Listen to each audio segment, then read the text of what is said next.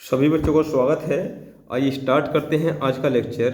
तो आज के लेक्चर में हमें क्या करना है, आज एक नया चैप्टर स्टार्ट करना है, ठीक है। और उस नए चैप्टर का नाम होगा झील, ठीक है। उस नए चैप्टर का नाम क्या होगा? झील। क्योंकि इसके बाद हमें आपका सेकंड लास्ट चैप्टर स्टार्ट करना है भारतीय भूगोल का, वो है नदियाँ। और उसके बाद लास्ट लेक्चर है आपका जनजाति, ठीक है। तो क्योंकि झील में जो पानी जाता है वो नदियों से ही जाता है, मतलब झील में जो का जो पानी है वो नदियों में जाता है। नदी छोटी धारा है, नदी छोटी धारा है। लेकिन इससे पहले, झील को स्टार्ट करने से पहले हम आपको एक बार रिवीजन करा देते हैं बहुउद्देशीय नदी घाटी परियोजना। तो सिंचाई व बहुउद्देशीय नदी घाटी परियोजना हम ये चैप्टर कंप्लीट किया है, चैप्टर नंबर 6। और इसमें सिंचाई को कंप्लीट करने के पश्चात हम बात कर रहे थे परियोजनाओं के ऊपर। परियोजना, ठीक है। तो परियोजना क्या है? परियोजना मुख्यतः कहाँ पर बनाई जा रही है? तो परियोजना नदियों के ऊपर बनाई गई हैं, ठीक है। परियोजना नदियों के ऊपर बनाई गई हैं। और जो नदियों के ऊपर परियोजना बनाई गई हैं, तो इनसे बहुत सारे उद्देश्यों की पूर्ति होती है। बहुउद्देशीय परियोजना, इसको हमने बहुउद्देशीय परियोजना कहा, ठीक है। वो परियोजना जो एक साथ बहुत सारे उद्देश्य की पूर्ति करती हो, वो क्या है? बहुउद्देशीय परियोजना है। और पंडित जी ने, पीटी नेहरू ने तो बहुउद्देशीय परियोजना को क्या है? आधुनिक भारत का मंदिर भी कहा था। पंडित जी ने आधुनिक भारत का मंदिर भी कहा था। कौन कौन से उद्देश्यों की पूर्ति होती है? जैसे इसमें ड्रिंकिंग वाटर, आपका ड्रिंकिंग वाटर, और क्या उद्देश्य पूर्ति होती है? सिंचाई भी हो जाती है, ठीक है। सिंचाई का कार्य भी हो जाता है। और बाढ़ नियंत्रण का कार्य हो जाता है। बाढ़ नियंत्रण का कार्य भी हो जाता है, ठीक है। विद्युत निर्माण हो जाता है, विद्युत का निर्माण भी किया जाता है, विद्युत का निर्माण किया जाता है। और नौ संचालन भी किया जाता है। नौ संचालन, वाटरवेज बनाए जाते हैं, नौ संचालन, ठीक है। नौ संचालन बना दिए जाते हैं। और साथ साथ में वन्य जीवों का भी ख्याल रखा जाता है। वन्य जीव के लिए भी, वन्य जीव के लिए भी क्या होता है? लाभ मिल जाता है, ठीक है। लेकिन कई बार ऐसा भी होता है, वन्य जीव को जब कृत्रिम हम क्या है बांध बनाते हैं, तो जिस ओर क्या होता है आपके सूचना नहीं होती है, या जीव जंतु होते हैं, कई बार वो अचानक ही जल के अकस्मात आ जाने के कारण वो क्या होते हैं? वो आपदा का शिकार भी हो जाते हैं, ठीक है। तो यहाँ पर जो आपको योजनाओं को देखना है, इन योजनाओं को आपको दो प्रकार से हमने पढ़ाया है। एक तो आपके जो उत्तर और पूर्वी भारत की परियोजनाओं के विषय में बात करी है हमने, ठीक है। और दूसरा हमने आपको पूर्वी प्रायद्वीपीय भारत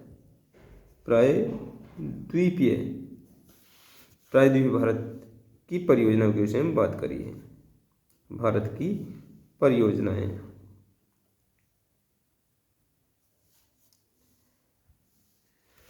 यदि उत्तर पूर्वी भारत की परियोजना के विषय में बात करेंगे, तो सबसे पहले हमने आपको जो रिहंद परियोजना के विषय में बताया था, रिहंद परियोजना,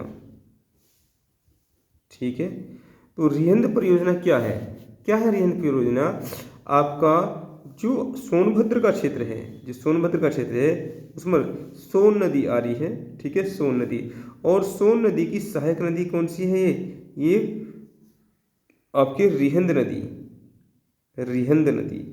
तो इसी पर यहाँ पर एक बांध बनाया गया है, जिससे क्या है, जिसे रिहंद परियोजना के नाम से हम जान रहे हैं। और यहाँ पर ये बांध जो है, ये रिहंद बांध है। और यहाँ पर क्योंकि गोविंद बल्लभ पंत के समय में ये बनाई थी, इसलिए पंडित जी ने इसको गोविंद बल्लभ पंत झील भी कहा है। और ये भारत की सबसे बड़ी कृत्रिम झील है। सबसे बड़ी क्या है? कृत्रिम झील है। तो ये वाली बात हमने आपको रिहंद परियोजना के अंतर्गत बताई थी। नेक्स्ट जो परियोजना है, नेक्स्ट परियोजना हमने आपको कोसी परियोजना, कौन सी, कोसी परियोजना से अवगत कराया था। तो कोसी परियोजना में आप बताइए, कोसी परियोजना में क्या बताया था आपको। जो कोसी परियोजना है, कोसी परियोजना के अंतर्गत क्या जानकारी दी थी आपको। नेक्स्ट आपको बात करते हैं सेकंड, कोसी परियोजना। तो कोसी परियोजना में क्या था बताओ, कोसी परियोजना में क्या था। कोसी परियोजना में ये नेपाल की तरफ से नदी आ रही है, कोसी नदी, और यहाँ पर क्या है, यहाँ पर बिहार है, ये नेपाल का क्षेत्र है, ये नेपाल का क्षेत्र है, बिहार का क्षेत्र है। तो अत्यंत वेग से आती है, तो क्या बिहार के लिए अत्यंत जल विप्लव, बाढ़ का कारण बनती है। तो इसी वजह से यहाँ पर क्या है, ये इसे बिहार का शोक कहा जाता था, बिहार का शोक, कोसी नदी को। अब क्या है, यहाँ पर हनुमान जी आ गए हैं, यहाँ पर हनुमान जी की इन लोगों ने पूजा करी है, तो यहाँ पर हनुमान बैराज बनाया है, हनुमान बैराज। अब हनुमान बैराज के बनने से क्या हुआ है, ये जो कोसी नदी की धारा थी, ये एक धारा यहाँ बैराज, क्योंकि बैराज में गेट बना दिए देते हैं, तो एक धारा इधर को निकाल देते हैं, एक धारा इधर को निकाल देते हैं। तो ये पूर्वी कोसी नहर है, ये पूर्वी कोसी नहर है, और ये क्या है, ये पश्चिमी कोसी नहर है। बिहार के हिसाब से देखेंगे तो पूर्वी कोसी नहर है, और यदि हम कोसी नहर के हिसाब से देखेंगे तो इसकी पश्चिमी शाखा हो जाएगी। ठीक है, क्योंकि वेस्ट साइड, जो लेफ्ट साइड होता है वो क्या होता है, वो आपका पश्चिम होता है। अरे ये है ना, east west north south, east west north south. तो ये क्या है, आपका राइट साइड है तो पूर्व है, लेफ्ट साइड है तो क्या है, पश्चिम है, ऊपर उत्तर दक्षिण। तो ये रही कोसी के विषय में जानकारी। नेक्स्ट आपसे जो बात हुई थी, तो नेक्स्ट आपसे बात हुई थी चंबल नदी घाटी परियोजना। ठीक है, चंबल नदी घाटी परियोजना। तो चंबल नदी घाटी परियोजना क्या है, चंबल, ये तीसरी नंबर की रही, चंबल नदी घाटी परियोजना।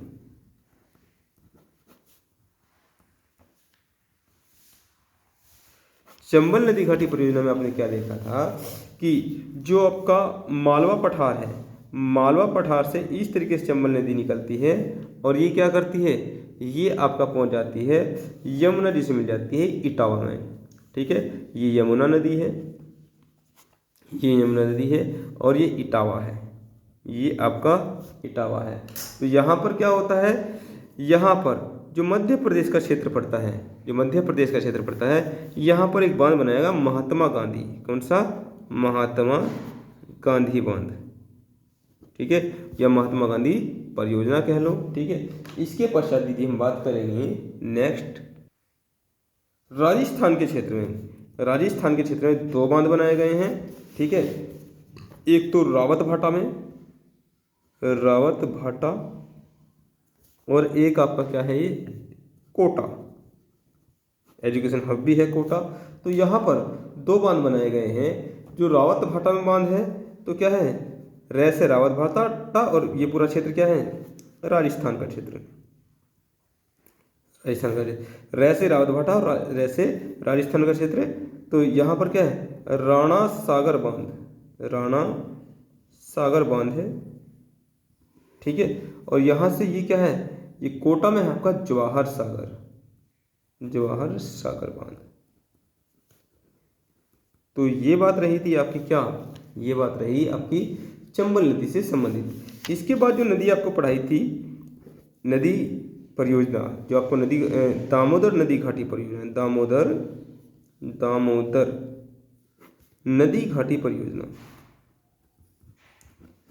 दामोदर नदी घाटी परियोजना में आपको क्या बताया था, दामोदर नदी घाटी परियोजना में आपको बताया था कि ये आपका जो गंगा नदी है, जो गंगा नदी है, तो गंगा नदी ये फरक्का नामक स्थान पर, कौन सा स्थान है, फरक्का, वेस्ट बंगाल में पड़ता है। यहाँ से एक धारा बंगाल की तरफ चली जाती है, एक धारा आपके हिंदुस्तान में वेस्ट बंगाल की तरफ आ जाती है।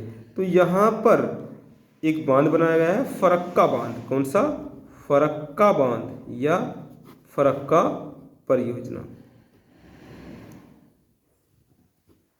ठीक है, और इस नदी की धारा का नाम क्या है, जो हमारे वेस्ट बंगाल में है, हुगली। तो हुगली नदी पर फरक्का परियोजना स्थापित की गई। ये हुगली नदी है, वेस्ट बंगाल स्टेट में। ठीक है, ये बात हुई थी आपकी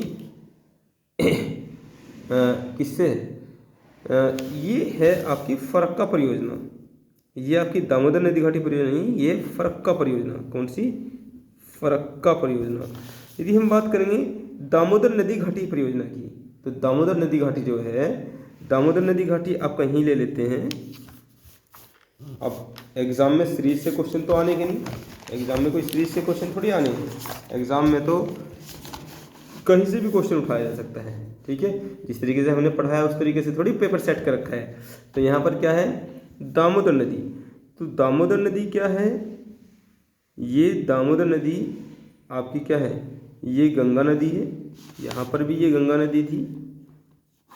ठीक है, ये भी गंगा नदी थी फरक्का परियोजना में। यहाँ पर गंगा नदी सीधी जारी है और फरक्का नामक स्थान पर ये क्या है?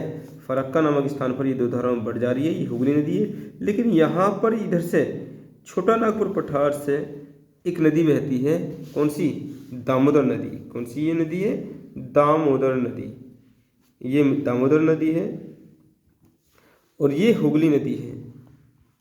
ये हुगली नदी है। ये कौन सी है? ये आपका ये गंगा नदी है। ठीक है, ये गंगा नदी है। तो हुगली नदी की सहायक नदी हुई क्या? दामोदर नदी। तो हमने इस पे एक ट्रिक बताई थी आपको, क्योंकि इस पर ये सबसे पहले परियोजना यहीं पे स्टार्ट की गई है। तो बताया था, एक ट्रिक बताई थी, तब मका। ठीक है, जैसे कोई गुंडा क्या है, बोलता नहीं है, और से जो पुलिस स्टेशन में कब बोलता है? जब खली जैसा एक खतरनाक सा क्या है, पर्सनैलिटी वाला, बॉडी वाला आदमी उसके सामने होता है और वो हवा में पंच लहराता है, तब मका बकेगा। तब मका बक, जब एयर में पंच लहरेगा, पंच मारा। ठीक है, खली जैसी पर्सनैलिटी ने। तो तैसे तिलैया परियोजना, ये तिलैया परियोजना है। तिलैया परियोजना। बैस आपका बालघाट, ये बालघाट परियोजना है। बालघाट बैस है।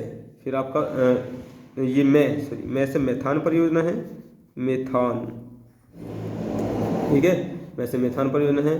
और कास आपका कोनार परियोजना है। यहाँ पर कोनार परियोजना है।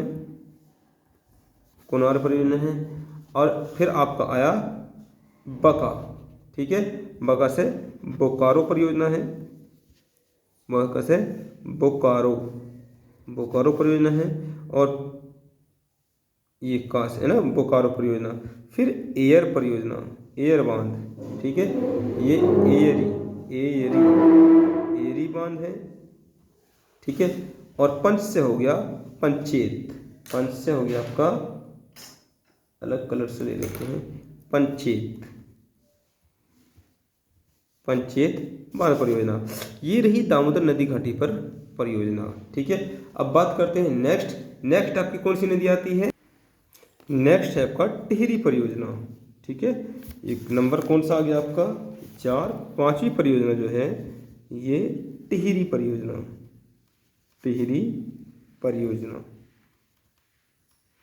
तो टिहरी परियोजना गंगा के पूर्वी धारा कौन सी है? एक आपका भील गंगा है। कौन सी है? भील गंगा। और एक है भागीरथी। चक्कर क्या है, उत्तराखंड में ये इनका पानी ऐसे आ रहा है कि तीन तरफ से तो कवर ढल है। आगे इसके पहाड़ है, इधर ही पहाड़ है, ठीक है, और क्या है, इधर ही पहाड़ है। तो यहाँ पर इसका पानी एंटर करके क्या है, यहाँ पर एक बॉर्डर बना दिया गया है। यहाँ पर इधर भी ये पानी इधर से आ रहा है, और यहाँ पर क्या गेट बना दिए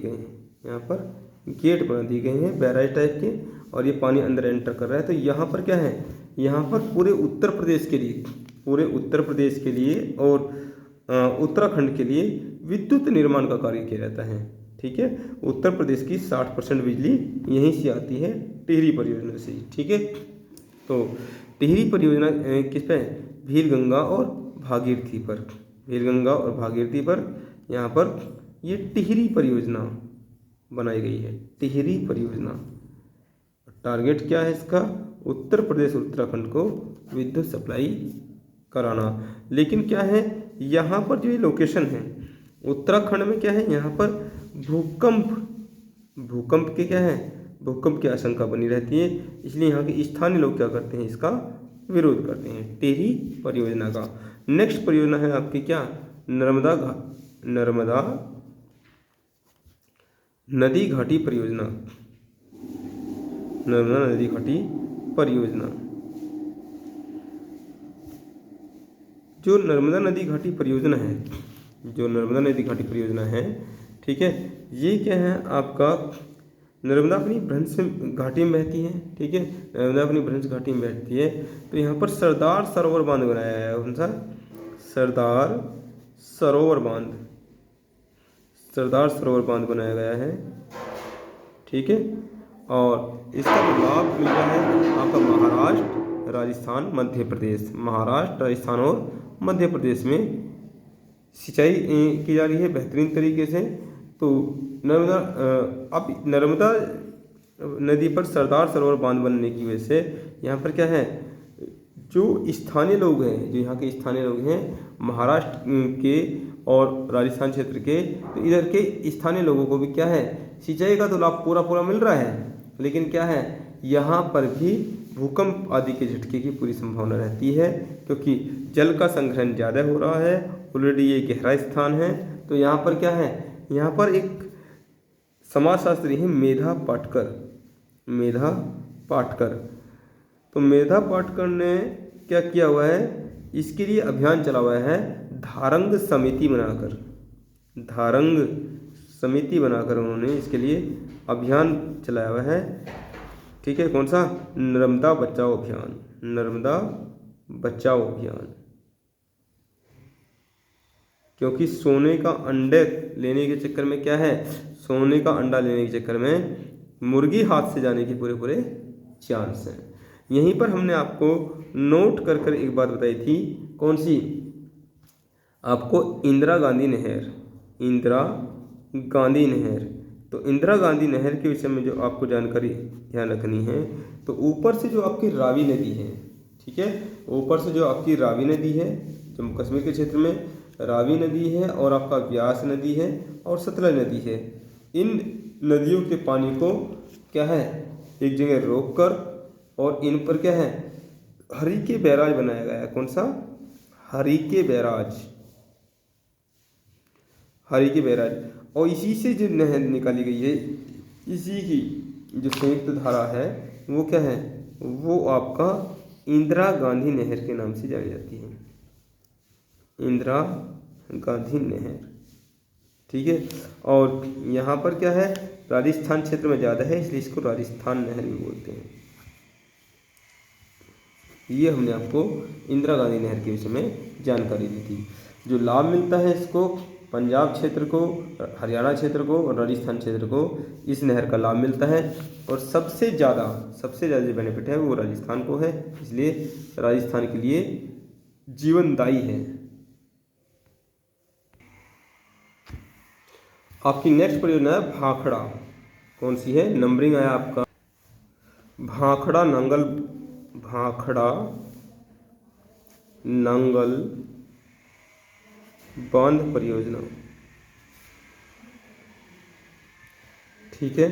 आपकी सतलज नदी है, तो सतलज नदी पर बांध बनाकर इस परियोजना को अंजाम दिया गया है। और ये आपका जो हिमाचल प्रदेश और पंजाब की क्या है, संयुक्त परियोजना है। और सबसे ऊंचाई पर, स्पेशलिटी क्या है, भारत की सबसे ज़्यादा ऊंचाई पर प्रस्तावित परियोजना है, ठीक है। और इसमें क्या है, जो हिमाचल प्रदेश और पंजाब क्षेत्र को संयुक्त रूप से इसका लाभ मिलता है। बाकी तो हिमाचल प्रदेश के साथ साथ हरियाणा, राजस्थान और दिल्ली को भी इसका लाभ मिलता है। तो ये दोनों की संयुक्त परियोजना है, जो कि है सतलज नदी पर बांध बनाकर इसको बनाया गया है। इसके पीछे कृत्रिम झील का निर्माण हो गया है, जिसे गोविंद सागर। तो बताइए, गोविंद बल्लभ पंत झील कहाँ पर है, कृत्रिम झील, वो है कहाँ, जब हमने रिहंद नदी पर रिहंद बांध बनाया है, जब रिहंद नदी पर रिहंद बांध बनाया है। ठीक है, तो गोविंद सागर झील कहाँ पर है? वो भाखड़ा नंगल बांध परियोजना के तहत उसके पीछे निर्मित हुई है। और क्या है, ये आपका सतलज नदी पर, ये नदी कौन सी है? सतलज नदी, आपका सतलज नदी पर बांध बनाया गया है, भाखड़ा नंगल बांध। ठीक है, तो ये बात रही आपकी भाखड़ा नंगल बांध परियोजना से संबंधित। अब नेक्स्ट की हम बात करेंगे किशन गंगा, 8वीं परियोजना जो किशन गंगा। तो दो को एक साथ देखते हैं, किशन गंगा परियोजना, किशन गंगा एंड आपका बगलिहार परियोजना, बगलिहार। तो किशन गंगा और बगलिहार दोनों ही परियोजना, ये 8वीं हुई, ये आपकी 9वीं हुई।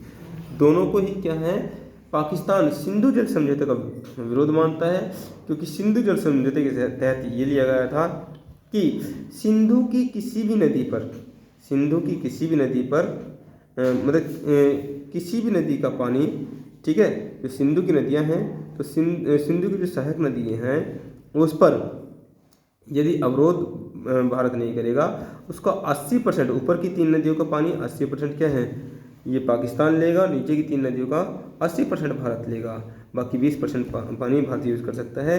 तो यहाँ पर किशन गंगा पर, किशन गंगा क्या है, किशन गंगा को पाकिस्तान में नील नदी के नाम से जानते हैं। ठीक है, तो किशन गंगा पर बांध बनाया गया है, क्योंकि ये उन सहायक नदियों में नहीं है जो कि डायरेक्ट सिंधु की सहायक नदियाँ हैं, ये इनडायरेक्ट नदी है, इसलिए भारत ने यहाँ पर बांध बनाया गया है। लेकिन पाकिस्तान फिर भी इसका क्या करता है, विरोध करता है, इसकी कंप्लेंट करता है, कहाँ, वर्ल्ड बैंक को। ठीक है, तो यहाँ पर जो परियोजना है, किशन गंगा पर जो परियोजना बनाई गई है वो कौन सी है, वो किशन गंगा परियोजना है। और चेनाब नदी, ये नदी है कौन सी, चेनाब नदी। तो चेनाब नदी पर जो परियोजना बनाई गई है वो कौन सी है, ये आपका बगलिहार परियोजना। ठीक है, ये बगलिहार परियोजना है, बगलिहार परियोजना। और यहाँ पर क्या है, किशन गंगा नदी पर किशन गंगा परियोजना, ये परियोजना किशन गंगा से संबंधित है। ठीक है, तो यहाँ पर जो है 330 मेगावाट विद्युत का उत्पादन किया जा रहा है, और यहाँ पर ये जो है आपका 450। तो ये रही बात आपकी किशन गंगा और बगलिहार से संबंधित। अब जम्मू कश्मीर क्षेत्र में ही, जम्मू कश्मीर क्षेत्र में ही दोनों कहाँ है, दोनों जम्मू कश्मीर क्षेत्र में, जम्मू कश्मीर क्षेत्र में ही आप कुछ और परियोजना को देखेंगे।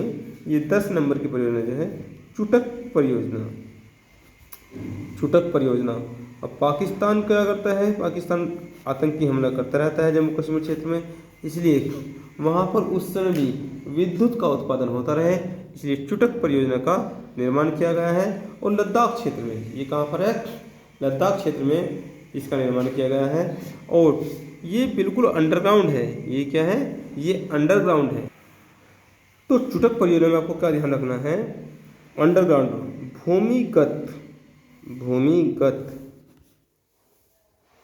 पन बिजली,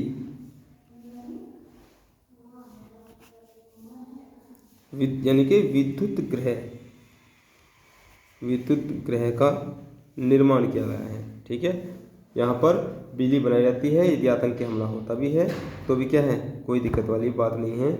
और 240 मेगावाट विद्युत का उत्पादन किया जाता है। यहीं पर यदि हम देखें 11वीं परियोजना और 12वीं परियोजना को भी इसमें देख लेंगे। उरी परियोजना, उरी परियोजना, तो उरी परियोजना क्या है, उरी परियोजना है आपका झेलम नदी पर। ठीक है, जम्मू कश्मीर में जो आपकी झेलम नदी प्रवाहित हो रही है उस पर क्या है, बरमूला क्षेत्र में, ये झेलम नदी पर,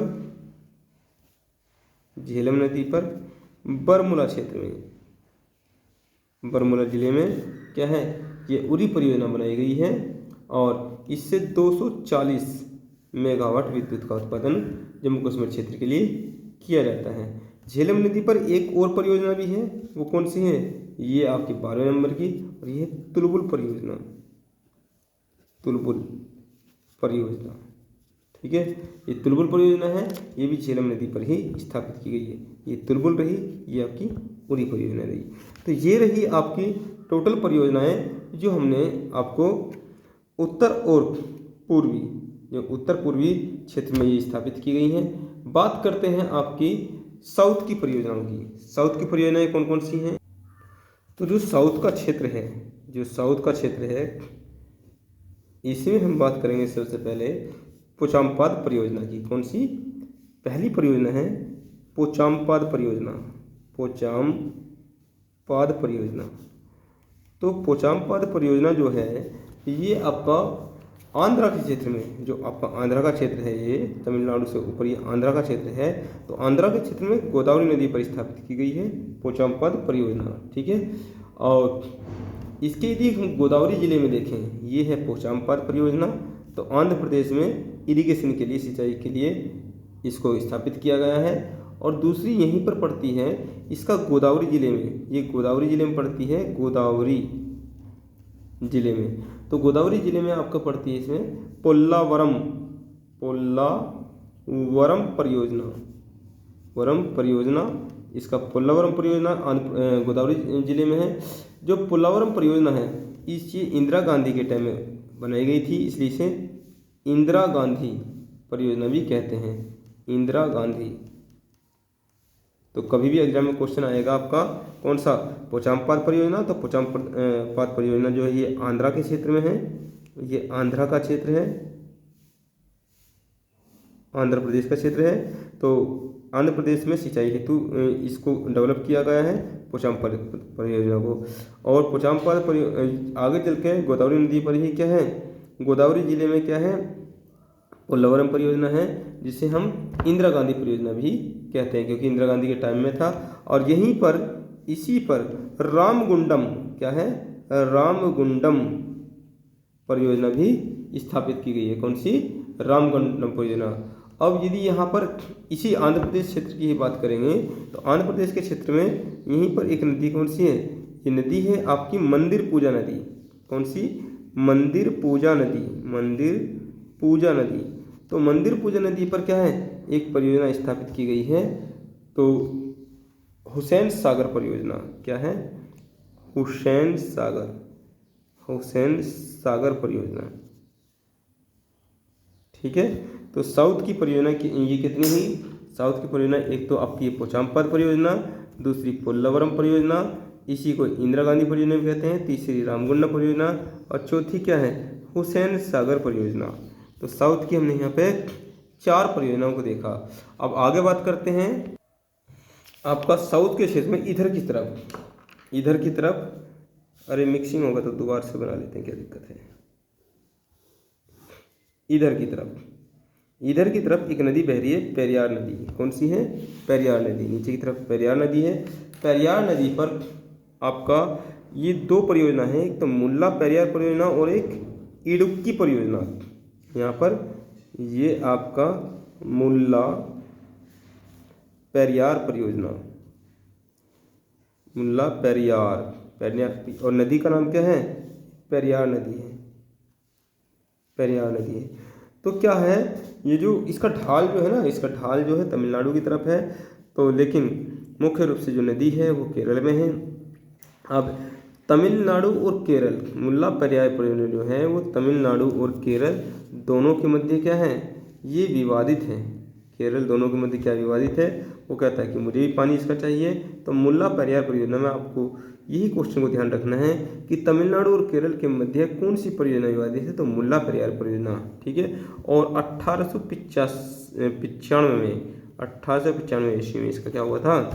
इसका निर्माण किया गया था। ठीक है, और यहीं पर क्या है, आपको अलग से एक ये भी ध्यान रखना है, इडुक्की परियोजना।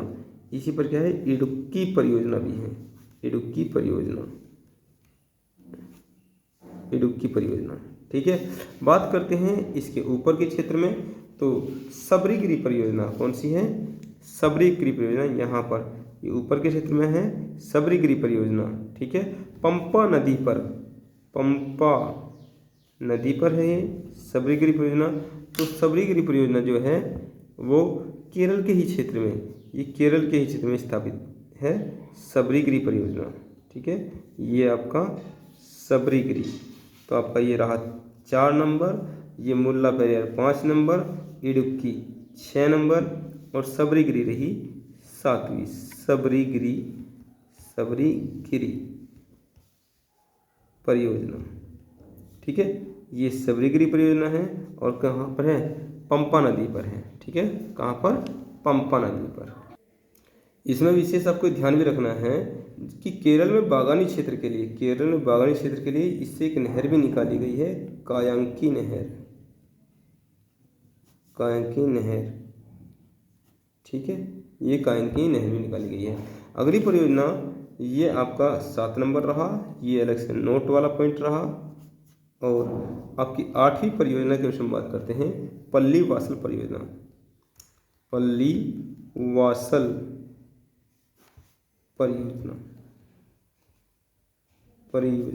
ठीक है, तो पल्लीवासल परियोजना क्या है? ये भी केरल क्षेत्र में आती है और मंदिर पूजा नदी पर स्थापित की गई है।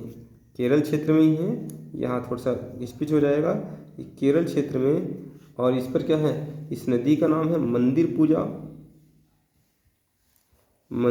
नदी। ठीक है, तो मंदिर पूजा नदी पर ये स्थापित की गई है, ये मंदिर पूजा नदी रही और इस पर ये स्थापित की गई है। ठीक है, ये परियोजना कौन सी? पल्लीवासल परियोजना का नाम पल्लीवासल परियोजना। ठीक है, और इस नदी का इस परियोजना का उद्देश्य क्या है? ये केरल के उत्तरी क्षेत्र में आ रही है, तो कर्नाटक का जो दक्षिण क्षेत्र है वो ये कर्नाटक का क्षेत्र है, तो इसे मलनाद का निम्न मैदान है। तो यहाँ पर क्या है? इसका जल आराम से चल जाता है, तो दोनों को लाभ मिल जाता है मंदिर पूजा नदी पर इस पल्लीवासल परियोजना की वजह से। तो मलनाद के निम्न मैदान, ठीक है, मलनाद के निम्न मैदान को भी लाभ मिल जाता है। और क्या होता है? आपका केरल क्षेत्र में भी क्या है? बागानी फसलों को काफ़ी फायदेमंद होता है। ठीक है, तो पल्लीवासल परियोजना का लाभ किसको है? कर्नाटक में निम्न मलनाद क्षेत्र को और केरल क्षेत्र को। इधर का ये केरल क्षेत्र हो गया। ठीक है, ये रही पल्लीवासल परियोजना। साउथ में एक लास्ट परियोजना की हम बात करेंगे, परम्बिकुलम